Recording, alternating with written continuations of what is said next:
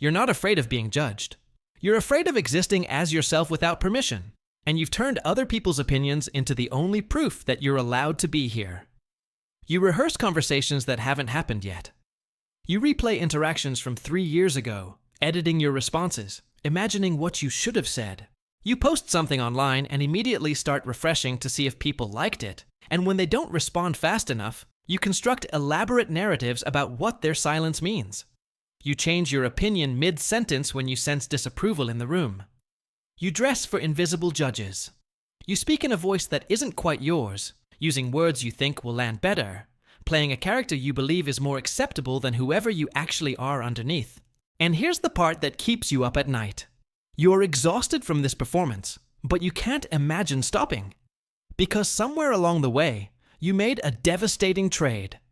You gave other people the authority to determine whether you're allowed to exist comfortably in your own skin. Their approval became your oxygen. Their disapproval became evidence of your fundamental inadequacy. And now you're trapped in a hall of mirrors, constantly checking your reflection in everyone else's eyes, trying to adjust yourself into a shape that will finally earn you the permission to just be. I know this script because I lived it. I spent years as a hostage negotiator in my own life, constantly bargaining with invisible captors.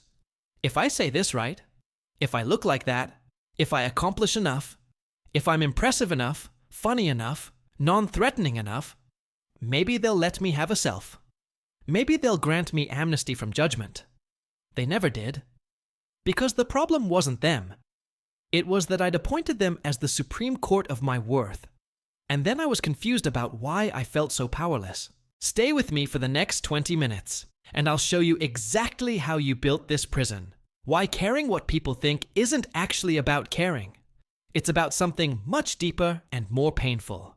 And how you can finally stop performing for an audience that was never going to give you the standing ovation you're killing yourself trying to earn.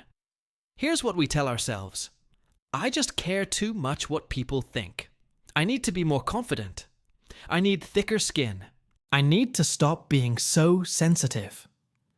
As if the problem is a personality flaw, a weakness you could overcome with enough self-help books and affirmations in the mirror. But that's not what's happening. You don't have a confidence problem. You have an authority problem. At some point, probably so early you don't even remember, you internalized a belief that you need external validation to justify your existence. That your preferences, your feelings, your choices, your very presence in a room requires approval from others to be legitimate. You learned that who you are by default is somehow not enough. That the raw, unedited version of you needs to be vetted, approved, and certified by other people before it's allowed to exist publicly. So you developed an internal review board, a committee of imaginary judges made up of everyone you've ever met, everyone you might meet, everyone who might see your social media, everyone whose opinion you've decided matters. And before you do anything, speak up in a meeting, post online, wear that outfit, share your opinion, pursue that dream. You run it past the committee. You imagine their reactions. You preemptively edit yourself based on what you think they'll approve. You've essentially given veto power over your life to people who don't even know this committee exists. Think about how this plays out in your actual life. You're at dinner with friends, and someone asks your opinion on something remotely controversial. You don't say what you actually think. You scan the table first, gauge the room, figure out what response will generate the least friction or the most approval, and then you offer that. You're not conversing. You're doing real-time focus group testing of your personality. Or you want to change careers, try something creative, make a life choice that matters to you. But before you've even started, you're imagining what your parents will think, what your colleagues will say, what strangers on the internet might comment, how it'll look on paper, whether people will judge you for it. And those imaginary judgments, not the actual difficulty of the thing, not your genuine interest or fear, become the deciding factor. You've let hypothetical disapproval from people who aren't living your life determine what you do with the one life you have. Here's the reversal that stings. You think you're being considerate, socially aware, appropriately concerned with how you affect others. But what you're actually doing is treating other people as gods whose approval you need to survive. and treating yourself as a defendant who needs to constantly prove they deserve to exist. That's not humility. That's self-abandonment dressed up as politeness. And the cruelest irony, the people whose opinions you're so worried about aren't thinking about you nearly as much as you imagine. They're running their own anxious calculations, worried about their own performance, consumed by their own insecurities. You're performing for an audience that's mostly not watching because they're too busy worrying about their own performance. It's a theater full of actors, no viewers, everyone exhausted from a show nobody's actually seeing. The anxiety isn't coming from other people's judgment. It's coming from the fact that you've made their judgment the ultimate authority on whether you're allowed to be yourself. You've exiled your own approval from the decision-making process entirely. And now you're confused about why you feel so hollow, why even success and validation feel empty, because you're collecting proof of worth from external sources while ignoring the only opinion that actually determines your inner experience, your own. I remember the specific moment I saw this pattern clearly. I was at a party, one of those gatherings where everyone's professionally accomplished, impressively articulate, the kind of room where you feel like you need to justify your presence just by breathing the air. I'd been there for an hour, doing what I always did, performing. Funny but not too much. Smart but not threatening. Present but not attention-seeking. Reading every micro-expression, calibrating every response, essentially running sophisticated social calculus in real time to determine the optimal version of myself for this particular audience. I was talking to someone about something I actually cared about. I don't even remember what. And mid-sentence, I caught myself changing my opinion because I saw their expression shift slightly. Not disagreement, just a flicker of something. And immediately I course-corrected, softened my position, added qualifiers, backed away from my own point to preserve this stranger's comfort and approval. And something in me just broke. Not dramatically. More like a quiet crack. Because I suddenly saw what I was doing. I was betraying my own thoughts, my own experience, my own reality for the possibility, not even the guarantee, just the possibility that this person I just met might like me slightly more. I was treating my own perspective as disposable, as less real than whatever would make this interaction smoother. I excused myself, went outside, and just sat there feeling utterly pathetic.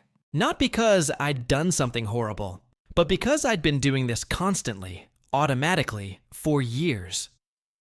I'd been living like I was a product in development, constantly tweaking the design based on market research, trying to optimize for maximum appeal. And I'd forgotten, or maybe never learned, that I was also the person who had to live inside this product.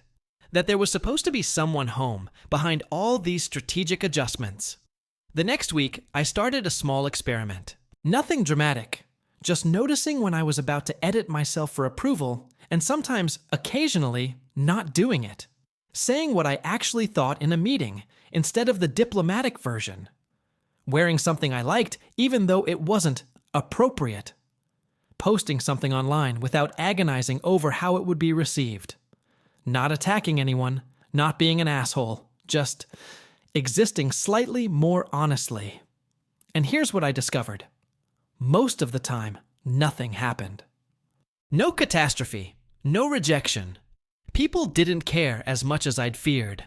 Some people liked me less. That happened too. But some people liked me more. Or, more accurately, they seemed to actually see me for the first time. Because there was finally something real there to see. The bigger shift was internal. Every time I chose my own approval over someone else's potential disapproval, I felt a little less hollow. Like I was slowly moving back into my own life after years of watching it from the outside, performing for invisible judges. It wasn't about not caring what anyone thought. It was about finally including myself in the list of people whose opinions mattered. Let's talk about what it meant to be a person in ancient Athens, around 400 BCE. Your entire sense of identity was tied to how the city-state saw you. Your reputation, your honor, your social standing. These weren't just nice-to-haves. They were your actual survival. Get exiled. You might as well be dead. lose your standing. You've lost everything. Your worth wasn't internal. It was external, determined by the collective judgment of your community. Into this world walked Socrates, doing something almost incomprehensible for his time. He didn't care. Or more precisely, he cared about truth and virtue, more than he cared about popularity and approval. He went around Athens asking uncomfortable questions, challenging powerful people, making everyone look foolish when their arguments didn't hold up. He was offered multiple chances to shut up, to play along, to preserve his reputation and his life. He refused. The city eventually sentenced him to death for corrupting the youth and not believing in the gods, but really for being insufficiently concerned with pleasing the crowd. His students begged him to escape, offered him ways out, and he said something that still sounds insane 2,000 years later. He'd rather die than betray his principles for approval. He'd rather face execution than perform a version of himself that wasn't aligned with what he believed was true. Now, before we make Socrates into a saint, he was also kind of an annoying guy who probably enjoyed making people uncomfortable a bit too much. But he understood something that most people in his time didn't, and that most people today still don't. When you make other people's approval the measure of your worth, you've enslaved yourself to their changing opinions, their biases, their fears, their limitations. You've made yourself a puppet, and you've handed everyone else the strings. The Stoics who came after Socrates took this further. Epictetus, Marcus Aurelius, Seneca, they all circled around the same core idea. You don't control what other people think of you. You don't control your reputation. You don't control whether you're praised or blamed, loved or hated, respected or dismissed. Those things are external, subject to 1,000 variables you can't influence. Other people's moods, their insecurities, their limited information, their own agendas. What you do control is your character, your choices, your integrity. And when you tie your sense of self to things you don't control, like other people's opinions, you've guaranteed your own misery. You've made your peace dependent on variables that don't care about your peace. Marcus Aurelius, literally the Emperor of Rome, the most powerful person in the known world, wrote constantly about not letting praise inflate him or criticism devastate him. He had to remind himself that both were just noise, just other people's reactions filtered through their own stuff. If the most powerful person alive needed to remember this, what makes you think you're immune to the same trap? This wasn't ancient philosophers being stoic or detached. This was them recognizing a fundamental truth about human psychology. When you outsource your sense of worth to external validation, you become a beggar in your own life, constantly asking for permission to exist, constantly checking if you're allowed to be yourself yet. 2,000 years later, the technology has changed. You've got social media likes instead of the Athenian assembly, performance reviews instead of public forums. But the psychological trap is identical. You're still enslaved to other people's changing opinions, still treating external approval as the only valid measure of your worth, still performing for judges who were never qualified to determine your value in the first place. Here's what nobody tells you about how this actually works. Truth 1. People's opinions of you reveal more about them than about you. When someone judges you, they're filtering you through their own insecurities, their own values, their own fears and desires. Their approval or disapproval isn't an objective measure of your worth. It's a reflection of whether you match their particular template for acceptable. Some people will love you for the exact things others hate you for. The variable isn't you, it's them. Treating their opinions as universal truth is like thinking one person's food preference determines which foods are objectively good. Truth 2. Approval is not a renewable resource you need to survive. You've been treating validation like oxygen, something you need to constantly replenish, or you'll die. But approval isn't oxygen. You survived before you knew these people. You'll survive if they disapprove. What you actually need isn't their validation. It's your own self-acceptance. And as long as you're outsourcing that job to others, you're creating artificial dependency on something that was never meant to be your life support.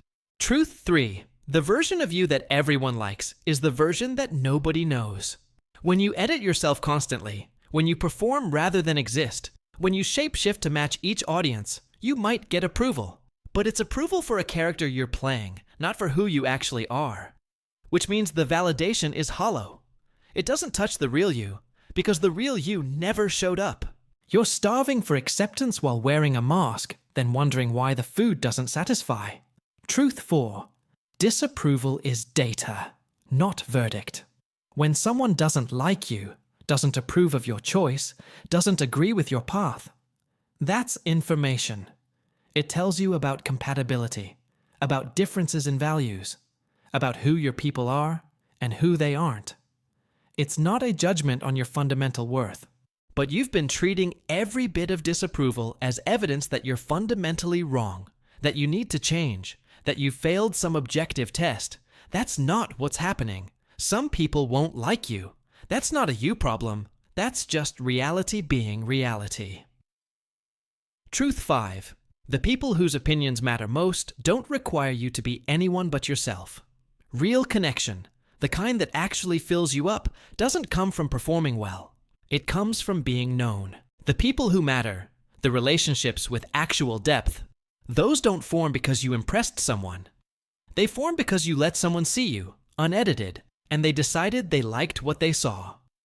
Everyone else is just passing through, and their opinions are weather, temporary, changeable, ultimately irrelevant to who you actually are. Truth 6. You're teaching people how dismissible you are. Every time you abandon your own opinion for someone else's, every time you edit yourself into irrelevance, every time you perform instead of exist, you're training people that the real you isn't important. You're demonstrating that you don't take yourself seriously, so why should they? The people who respect you most are the ones who've seen you stand by yourself even when it was uncomfortable. Disapproval you can survive. Self-betrayal slowly kills you. These aren't strategies for becoming more likable. These are observations about the actual mechanics of approval seeking and why it never delivers what it promises. You can keep chasing validation, keep editing yourself for acceptance, keep treating other people's opinions as more real than your own experience. Or you can recognize that this game is rigged, and the only way to win is to stop playing. So, what does it actually look like to stop being held hostage by other people's opinions? Here's where the philosophy meets your actual Tuesday afternoon. First, you practice the most important distinction in human psychology. Noticing the difference between "this person disapproves of me" and "I am fundamentally unworthy." Your brain wants to collapse these into the same thing. Your job is to keep them separate. Someone disagrees with you? That's data about difference, not data about your value. Someone doesn't like your choice? That's information about compatibility, not about your adequacy. Practice the phrase, "They're allowed to think that, and I'm allowed to be myself anyway." Both things can be true simultaneously. Second, you run an experiment. Say what you actually think at least once a day, in a low-stakes situation, without pre-editing for approval. Not provocatively, not to be an asshole, just honestly. In a meeting, "I actually think we should consider X," with friends. That's not really how I see it. Online, post something that reflects your actual interest, not what you think will perform well. The goal isn't to be contrarian. It's to practice letting your real thoughts exist in public without immediately disowning them if they're not universally praised. Third, you stop explaining yourself to people who've already decided you're wrong. Here's a pattern you know intimately. Someone disapproves, and you immediately launch into justification mode, trying to win them over, trying to get them to understand, performing elaborate explanations like, if you just say it right, they'll grant you permission to make your own choice. Stop. When someone disapproves, try. "I understand that's how you see it." Then move on. You don't owe anyone a dissertation on why you're allowed to exist differently than they'd prefer. Their disapproval is their experience to manage, not your emergency to fix. Fourth, you audit whose opinions you've given authority to. Make a literal list. Whose disapproval genuinely affects your decisions? Parents, partner, colleagues, strangers online? That one friend from high school, random people you might encounter? Look at that list. Or are these people actually living your life? Are they dealing with your consequences? Are they qualified to judge your particular situation? Most importantly, have you given them this authority consciously, or have you just automatically granted everyone veto power over your choices? Time to revoke some credentials. Not everyone's opinion deserves space in your decision-making process. Fifth, you practice sitting with disapproval without fixing it. Someone's mad at you, disappointed in you, doesn't like your decision. Your instinct is to immediately smooth it over, apologize, explain, do whatever it takes to restore approval. Instead, just sit with it. Let them be disappointed. Let there be tension. Let someone think you're wrong without you launching a campaign to change their mind. This is excruciating at first because you've been treating disapproval like a 5-alarm fire. But disapproval is just someone else's emotional weather. They can handle it. You can handle them handling it. Sixth, you develop what I call the inner yes. Before you do something, before you share something, before you make a choice, check in with yourself first. Does this align with who you actually are? Does this feel true to you? If the answer is yes, that becomes your foundation. Then other people's reactions are just reactions, not referendums on whether you're allowed to proceed. You're not asking for permission anymore. You're informing people of decisions you've already validated with yourself. Finally, you remember, every time you choose self-approval over other approval in a moment when they conflict, you're not being selfish. You're being structurally sound. You're building a self that doesn't collapse when external validation shifts. You're proving to yourself that your own opinion counts, that you matter in the equation of your own life. This doesn't mean becoming an asshole who doesn't care about anyone. It means becoming someone who includes themselves in the list of people they care about. Someone who can consider other perspectives without treating those perspectives as more valid than their own lived experience. Someone who can disappoint others occasionally without treating it as a catastrophic failure of their fundamental worth. Here's what you need to hear, even though it's going to sting. Most people don't think about you as much as you think they think about you. You're performing for an audience that's mostly in your head, agonizing over judgments that either don't exist or exist for 5 minutes before those people move on to worrying about themselves. And here's the even harder part. Even when people do judge you, even when they disapprove, even when they think you're wrong, it doesn't actually matter as much as you've made it matter. Their disapproval won't kill you. It won't erase you. It'll feel uncomfortable, and then it'll pass, and you'll still be here.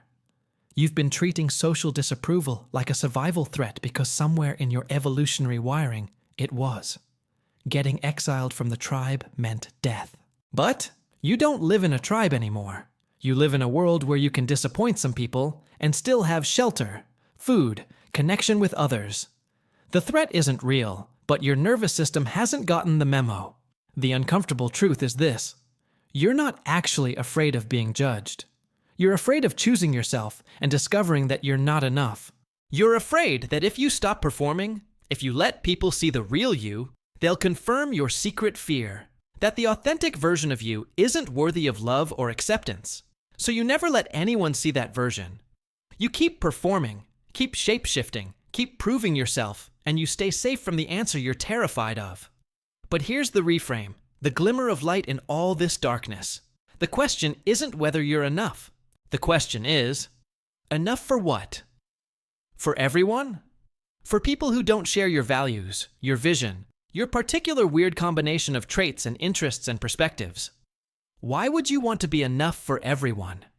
That's not a meaningful goal. That's just averaged out mediocrity, optimized for maximum inoffensiveness and minimum authenticity. You don't need to be enough for everyone. You need to be actual for yourself. You need to be someone you recognize, someone whose choices make sense from the inside, even when they look strange from the outside. You need to be legible to yourself, aligned with yourself, on your own side. And when you make that shift, when you stop trying to earn universal approval and start simply existing as yourself, with all the approval and disapproval that naturally generates, something strange happens. The people who love the performed version fall away. It feels like loss at first. But then, the people who actually see you, who like the real version, who connect with what's actually true about you, those people find you. And that connection is different. It's deeper. It feeds something the endless approval-seeking never could. Here's the image I want you to hold. You've been standing in a room full of mirrors, endlessly checking your reflection from every angle, trying to adjust yourself until every mirror shows you something acceptable. And you're exhausted because the mirrors never agree, because you're never the same from every angle, because you're trying to be all things simultaneously, and it's destroying you. But there's a door you haven't noticed. And on the other side of that door is a different kind of room, one with windows instead of mirrors. Windows that show you the actual world, the actual people, the actual life you could be living if you stopped performing and started participating. In that room, you're not checking reflections. You're just looking out, experiencing things, responding authentically, existing without the constant self-surveillance. Some people, when they see you through those windows, won't like what they see. That's okay. They're seeing something real, and real things generate real reactions, both positive and negative. But the people who do like what they see will be responding to you, not to a carefully crafted character. And you'll finally know the difference between being approved of and being actually known. So here's your question, the one that'll sit with you after this video ends. How much longer are you willing to be a stranger to yourself for the comfort of strangers to you? How many more years will you spend editing yourself for approval that either doesn't come or doesn't satisfy when it does? How much of your actual life are you willing to sacrifice for the possibility that someday, if you perform well enough, someone will finally give you permission to be yourself? Or, and this is the genuinely terrifying but ultimately liberating option, what if you just gave yourself permission? What if you decided that your own approval, your own alignment, your own sense of integrity and authenticity was the only permission you actually needed? What if you let people disapprove, let them judge, let them think you're wrong, and you just kept being yourself anyway? Not because you don't care about anyone, but because you finally included yourself in the list of people you care about. Because you've realized that a life spent earning everyone else's approval while losing your own is the worst trade you could possibly make. The mirrors will always show you something to fix. The approval will always be conditional and temporary. The performance will always be exhausting. But the real you, the one you've been hiding, the one you've been editing, the one you've been treating as inadequate, that person is already here. Already enough. Already worthy of existing without a permission slip from the crowd. The question is, are you finally ready to meet them?